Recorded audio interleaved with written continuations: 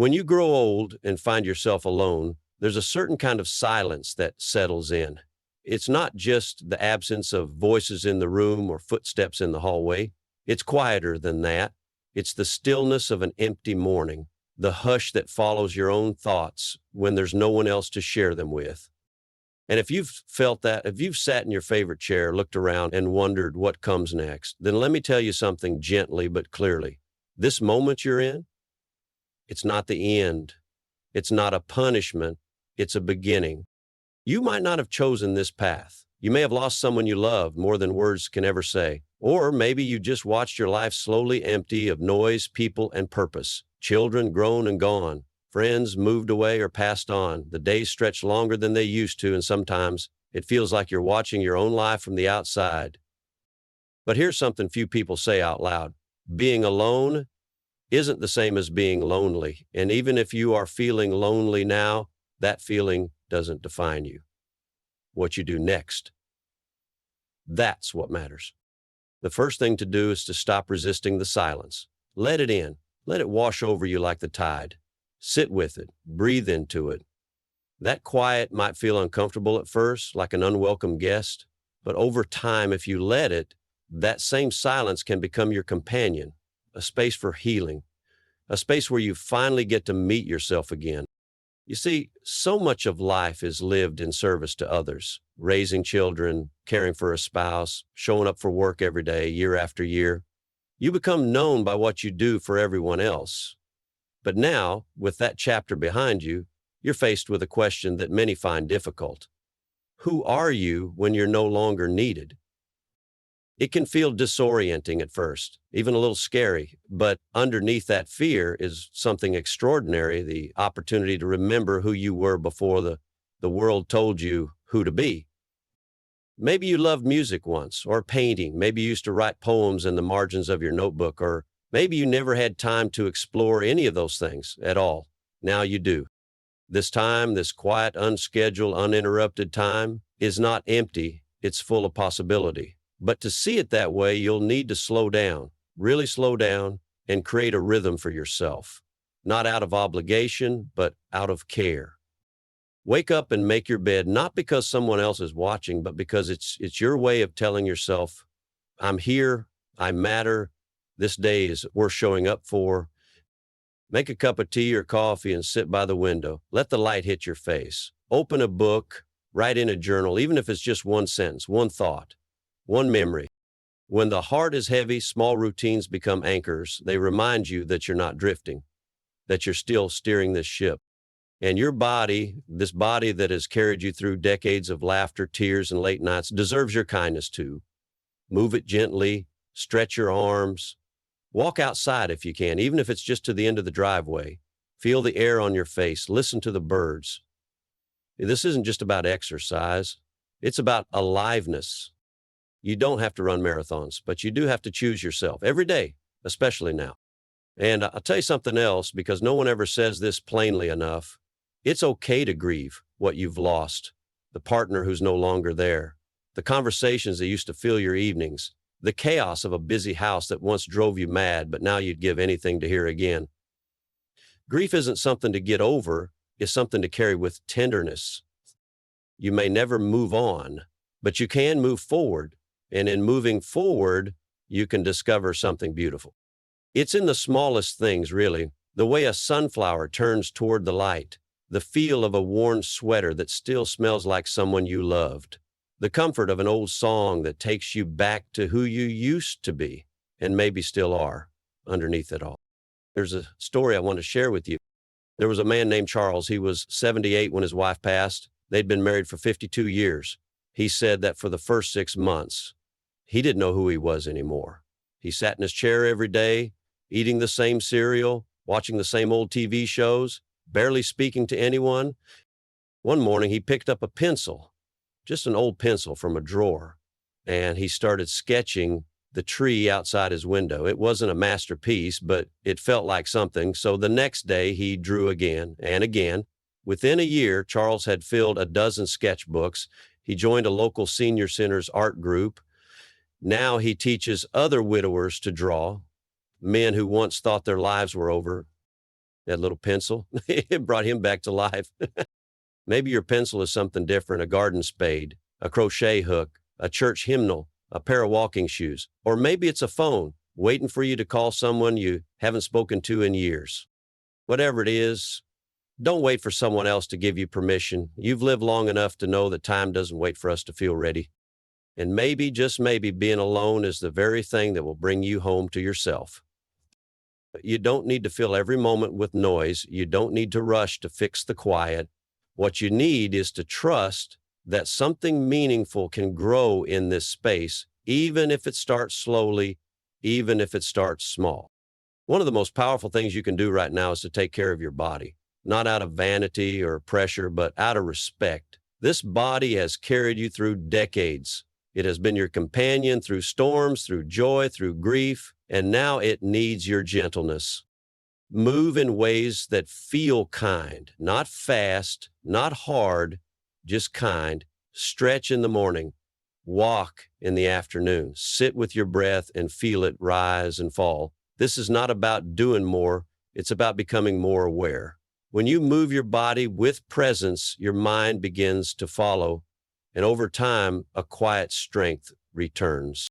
Even the food you choose matters more than ever now. Eat slowly, choose colors, add greens, warm soups, simple, nourishing meals. Drink water often. These little choices, repeated daily, build a life of calm steadiness. They remind your body and your spirit that you are still worth caring for. And once your days have a rhythm, once your body feels a little more rooted, something else begins to happen. You start to crave connection again, maybe not in the loud, crowded ways of youth, but in gentle, intentional ways. A conversation over coffee, a shared story with someone who understands, a wave to a neighbor who always waters her plants at the same time you do. Connection doesn't need to be dramatic. Sometimes it begins with simply being visible again. You might think the world has moved on without you, that everything is faster now, noisier, harder to keep up with. But the truth is, there are people out there right now, real people, who are waiting for someone just like you. Someone who can listen, someone who has lived, someone who knows what it means to lose and still carry on. There's a community out there that needs you, a school library where a child needs a reading buddy, a food pantry that could use your hands, a local garden that welcomes quiet souls to help plant and water and tend. You don't have to become someone else. You just have to show up as you are, and showing up even once can change everything. There's a man named Lewis, 81 years old. He'd been alone for years after his wife passed. He didn't talk much anymore, didn't go out except for groceries. Then one day he heard about a local dog shelter looking for volunteers to walk older dogs. He thought, I'm old, they're old, maybe we'd understand each other. And he went, just once at first, then again and again. Now every Tuesday and Thursday, Louis walks a dog named Charlie who wags his tail the moment he sees him. Louis says it gave him a reason to wake up, something to smile about. He says Charlie rescued him more than the other way around. Sometimes the heart doesn't need words, it just needs a reason to beat a little stronger. If volunteering isn't your thing, that's all right too. There's joy in learning and trying something you've never done before just to see how it feels. Pick up a book about something you've always been curious about. Take an online class in something you know nothing about. Not to become an expert, but to remind yourself that you are still curious, still capable, still growing. Because here's the truth. When you stop learning, you start shrinking. But when you learn, even a little, you expand again. You remember how big the world is and how much of it you still haven't seen. You could learn how to cook a new dish, or plant tomatoes, or write a letter in French. You could read poetry, or join a free lecture at your local library. You could even teach what you already know to someone who needs it. And while you're doing all of this, moving, learning, connecting, you might start to notice something shift inside your home. The clutter begins to feel heavier, not just physical clutter, but emotional clutter too. Old papers, stacks of things you don't touch, clothes from another time, items that once meant something but now feel like anchors holding you in the past. It's time to let some of that go. Not all of it, just enough to create space, because space is sacred. Space allows light to move in again. Go through one drawer, one shelf, one box. Ask yourself, Do I need this? Does it bring me peace? If not, pass it along, donate it, recycle it, release it, and watch how your mind begins to mirror your surroundings. A tidy space often makes room for a tidy heart. And don't forget about the inner clutter, the regrets, the what ifs, the moments you replay late at night. Forgiveness is the soft broom you use to sweep that space clean, not for anyone else's sake, but for your own. You you don't have to forget, you just have to stop letting it define you. Write a letter to someone who hurt you. You don't have to send it, burn it if you like, or fold it up and place it in a drawer. Sometimes just saying the words you were never able to say is the most healing thing of all. And while you're at it, write a letter to yourself, not the version of you that's always been strong. Write to the you that cried quietly in the kitchen one night, to the version of you that stayed when it would have been easier to leave, to the version of you that's still here, waking up, making tea, and choosing life. You are not behind. You are not forgotten. You are not done. You are in the middle of your own sacred chapter. And in this chapter, you get to choose. You get to breathe more slowly, speak more truthfully, love more gently. And if you are alone, let it be the kind of aloneness that glows with wisdom, not one that withers from sorrow. You may not be surrounded by people every day, but you can be surrounded by meaning, and meaning, dear one, will never leave you. You don't need to rush, not anymore. That's one of the gifts of this season of life. You get to slow down and choose deliberately how you spend your time, who you give your energy to, what you allow into your heart, and what you finally let go of. And here's something that might surprise you. You don't have to prove anything anymore, not to your family, not to your friends, not even to yourself. You've done enough, you've been enough, you are enough right now, as you are. What matters now is peace. And peace often comes from simplicity, from waking up without a heavy to-do list, from having fewer things but deeper meaning, from sitting with a cup of tea and not needing to be anywhere else. You might find joy in the tiniest places, a breeze through the curtains, the smell of bread baking, a phone call with someone who remembers your laugh, a warm bath in the evening, a favorite sweater pulled from the drawer on a cold day. These are not small things. These are sacred things. They are the golden threads that keep you grounded when the world feels far away. And even if the days are quiet, remember that you are still part of something larger. The world is still turning and you are still in it. Your story is still being written, and the pages ahead, yes, even now, can be just as full of life as the chapters behind you. Sometimes meaning doesn't show up in grand events. It shows up in how you greet each moment, how you treat the cashier, how you water your plants, how you talk to yourself when no one's listening. You are still influencing others, even if you don't realize it. There's a neighbor who sees your light on every morning and finds comfort in your consistency.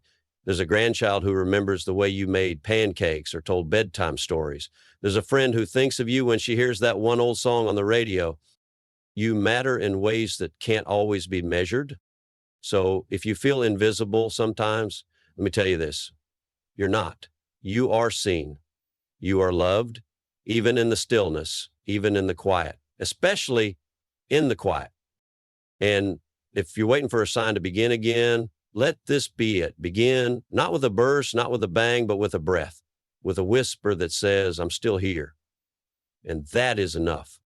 You can begin by calling someone, just one person. You don't need to talk about anything big. Just hear another voice. Let them hear yours. You can begin by sitting in the sun for 10 minutes a day. Let it touch your skin. Let yourself be reminded that you are alive.